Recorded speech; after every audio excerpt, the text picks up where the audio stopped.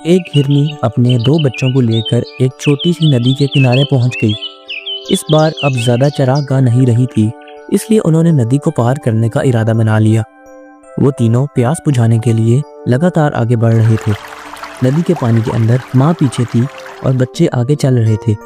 ऐसा इसलिए कि माँ वो दोनों बच्चों का ध्यान रखना चाहती थी। इसी वक्त पानी में एक खौफनाक चीज उभर कर आई और इसे देखकर माँ का कलेजा कांप गया। वो बड़ा ही भयानक मगरमच्छ था। वो दोनों बच्चों की तरफ तेजी से बढ़ रहा था। माँ ने कहा, नहीं बच्चों, तेजी से आगे बढ़ जाओ, पीछे मत मुड़कर देखना, पीछे मुड़े तो डूब जाओगे, किनारे पर दौड़कर बैठ जाना। बच्चे तो तेजी से बढ़ने लगे, लेकिन माँ हिरनी इस वक्त बच्चों और मगरमच्छ के बीच जाकर इस तरह दीवार बन गई कि मगरमच्छ को उसके नजदीक आकर रुकना ही पड़ा। अपने बच्चों को बचाने के लिए माँ ने अपनी जान की बाजी लगा दी। इसने अपने सींग मगरमच्छ की तरफ कर दिए और मगरमच्छ ने भी इस पर हमला कर दिया। माँ अपने जिगर के टुकड़ों को बचाने के लिए लगातार लड़ती रही और बच्चे किनारे की तरफ आगे बढ़ते रहे। माँ की कही हुई बात उन्हें याद आ रही थी। उन्होंने पीछे मुड़कर नहीं देखा और पार होकर किनारे पर पहुंच गए। जब दोनों किनारे पर पहुंच गए, तब उन्होंने अपनी माँ के मारे जाने का जो दिल दहला देने वाला मंजर देखा। उनका कलेजा मुंह को आ गया। उनकी आंखों के सामने उनकी माँ की वफात हो गई। छोटा बच्चा कहने लगा, माँ, तूने ये क्या किया? हमें बचाने के लिए अपनी जान दे दी। अब हम भी नहीं जीना चाहते। हम भी पानी में आ रहे हैं और मगरमच्छ का शिकार बन जाएंगे। इतना कहकर दूसरा बच्चा पानी की तरफ जाने लगा। तो पहले बच्चे ने समझाते हुए उसे रोक दिया कि देख छोटू, माँ ने हमें बचाने के लिए इतनी बड़ी कुर्बानी दे दी और तू खुद मौत को गले लगा रहा है। भैया, माँ के बगैर हम लोग कैसे जिएंगे? हमारा कौन सहारा देगा? शेर चीते खा जाएंगे। वो दोनों आगे बढ़ ही रहे थे कि उन्हें शेर की गरज सुनाई पड़ी और वो दोनों अपनी जान बचाने के लिए एक झोंपड़ी में चले गए। अचानक झोंपड़ी के अंदर इन दोनों के दाखिल होने से अंदर बैठा हुआ एक नौजवान वीरू चौंक गया। अरे अरे, ये बच्चे कहाँ से आ गए? दोनों हिरन के बच्चे पूरी तरह सहम गए थे। वो वीरू से भी डर गए थे, लेकिन झोंपड़ी के बाहर शेर की निस्बत वीरू कम खतरनाक नजर आ रहा था। इनके डर को वीरू ने महसूस कर लिया था। इसने 2 बर्तनों में दूध लाकर दोनों बच्चों को पिलाया और उनकी भूख मिटाने का इंतजाम किया।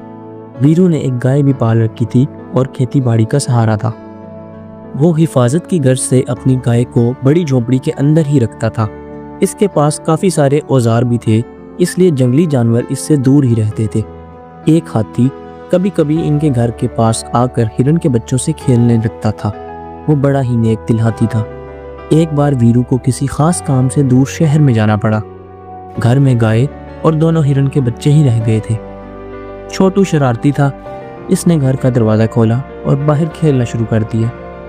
दूसरे हिरन ने कहा, देख छोटू, बाहर मत जा, वीरू भाई अभी घर पर नहीं है, यहाँ चारों तरफ खतरा है। हाथी भाई भी आसपास नहीं है। छोटू हिरन ने कहा, अरे भैया, फिक्र करने की कोई बात नहीं, जो भी आएगा देख लेंगे। बड़े भाई की बात ना मानकर छोटू बाहर खेलता ही रहा। इस वक्त एक भेड़िया वहां आ गया।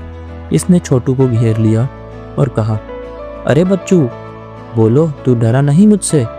मुझे चालाक बना रहा है। तो छोटू कहने लगा, आपने भी तो मुझे बच्चू कहा। भेड़िए ने हमले करने की तैयारी कर दी और अंदर से गाय और बड़ा हिरन का बच्चा देख रहे थे। वो दोनों बाहर आ गए और भेड़िए से टकरा गए। गाय कहने लगी, दोनों बच्चे मेरे पीछे आ जाओ, मैं इससे निपट लूंगी। छोटू और बड़ा बच्चा पीछे हट गए, लेकिन छोटू भेड़िए को चढ़ा रहा था। छोटू कहने लगा, गाय बीच में आ गई, वरना तुझे मैं अभी पटक पटक कर मारता। भेड़िए ने गाय पर हमला कर दिया। गाय ने भी अपने सींगों से इसे पीछे धकेल दिया। दोनों में लड़ाई शुरू हो गई। इतने में कुछ और भेड़िए आ गए। इसी वक्त वीरू भी आ गया और उसने डंडा निकालकर कुछ भेड़ियों को मारने शुरू कर दिया। भेड़ियों की तादाद बढ़ गई। लड़ाई जारी थी। इस वक्त बड़ा हिरन का बच्चा वहां से भाग निकला।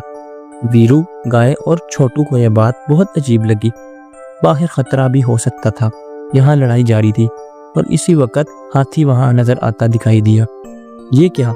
इसके साथ बड़ा हिरन का बच्चा भी था। हाथी को देखकर भेड़ियों की हालत खराब हो गई। इसकी सूंड का हमला इनके लिए जानलेवा साबित हो सकता था। सारे भेड़िए वहां से मार खाकर भाग गए। कहते हैं ना होता जिसका कोई, उसका खुदा होता है। दोनों हिरन के बच्चों को यतीम होने के बाद उन्हें वीरू, गाय और हाथी की शक्ल में नए पालने और मुहाफिज मिल गए।